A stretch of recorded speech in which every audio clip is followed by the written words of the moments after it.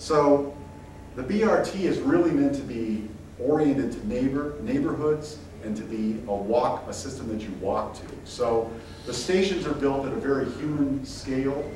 For instance, they're only as long as a bus, which is 60 feet long. They're 10 feet wide, meaning that they allow easy circulation by wheelchairs, and they provide a buffer between people and traffic.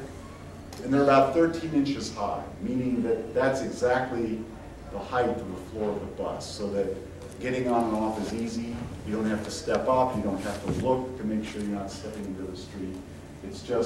It's meant to be seamless and simple and intuitive to use. So where we are now is we've conducted an environmental impact study, the draft of which was released in May of last year.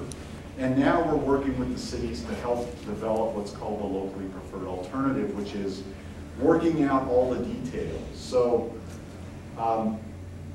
streets are, in a sense, precious real estate to cities because they accommodate cars, they accommodate parking, and BRT sort of changes the mix. It says the private car is no longer sort of the lord of this domain, and there is, in fact, transit gets priority. This is a conscious policy shift that says transit comes first, autos come second.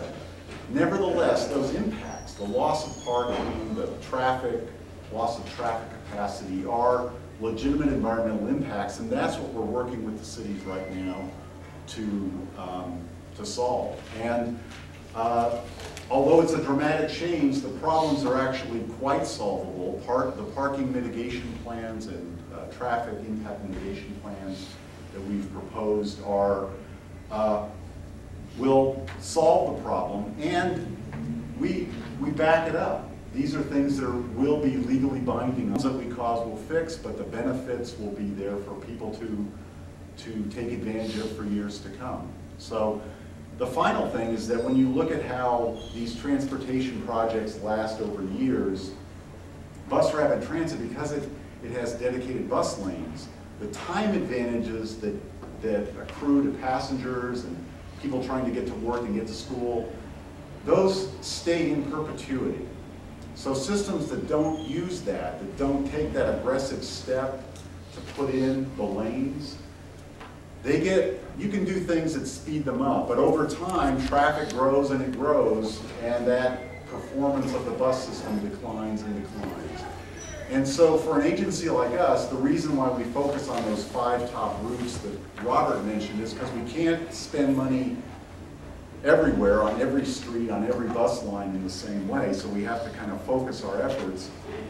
But really what we're trying to do is kind of put a finger in the dike, stop that constant degradation in service. So to give you an idea of why we're doing it, over the last 10 years we lose about 1 mile per hour of average bus speed every year, or 1%, excuse me.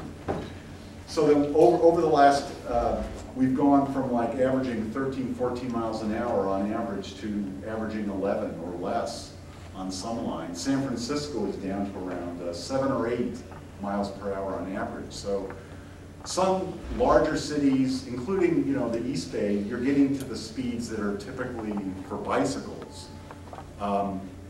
So that to keep in place, to keep the same frequency of service, like once every 10 minutes or once every 5 minutes, agencies like A.I.C.P Transit and Mini and others have to keep adding service, adding buses, adding cost to the system. So what we're saying is that there's a better way that dedicate the rights of way to the bus, keep that benefit in perpetuity, and become a transit-first city. Embrace the concept, and the rewards will not just be for the near term, but they'll be for the long term.